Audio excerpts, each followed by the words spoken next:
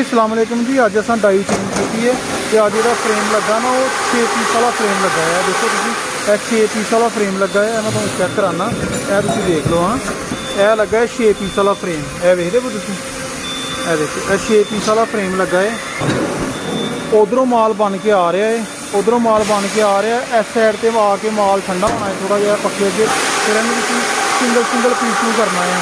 यह बॉक्स है 1 नंबर का, यह 2 नंबर का, इस तरह ही है 3 4 तो 6। यह 6 बॉक्स लगे है तो 6 पीस जो नंबर वाइज लैदा करने 1 2 3 4 5 6। डाई जी है ना वो एक मशीन के उत्ते तकरीबन तुम यह कह सकते हो कि 10 डाइयाँ एक मशीन लगदियाँ हैं। तो 10 जी डाइयाँ होंगे लैदा लैदा पीस बनानिया। ठीक है ना, जिस तरह हूँ 6 पीसा ही डाई लगी है, पहले 1 पीसा ही लगी थी, इस तरह 4 पीसा ही डाई लगती है।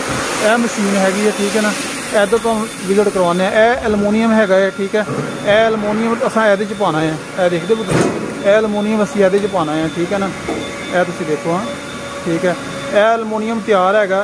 तुस ये एलमोनीयम पा के इन्हू तैयार करना है। यह हूँ कप जो लगा ना, यह रिबोट है, यदा कप है। ये कप ने ऐटोमैटिकली माल से चुकना है। ठीक है ना, तो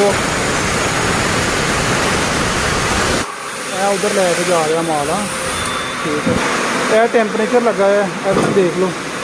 ठीक है ना, यह माल इस साइड पर बाकी तैयार हो रहा, जो उधरों फिनिश हो जाएगा, खत्म हो जाएगा, यह माल असी घुमा के भट्टी में परे लै जाना। ठीक है, यह इसका सारा कंप्यूटर सिस्टम है।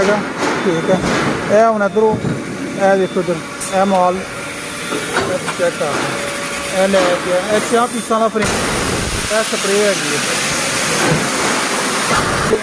बाकी वो सामने मशीन लगी है, उधर दूसरा बंदा काम करता है। इस तरह यह देखो बुक्स ही तरतीब लाई है।